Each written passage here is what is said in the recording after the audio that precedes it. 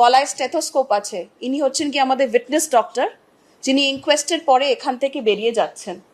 তারপরে আমাদের fingerprint expert, যেটা আমাদের ডিডির টিম আছে, উনি আছেন। আমাদের এসি ডিডিআই আছেন, ডিডি সেকশনের ভিডিওগ্রাফার আছেন, অ্যাডিশনাল সিপি1 টালা থানা খবর পায় বা আরজি করে মেডিকেল আউটপোস্ট খবর পায় মোটামুটি 10টা 10। তারপর ইমিডিয়েটলি আমরা ওখানে চলে যাই।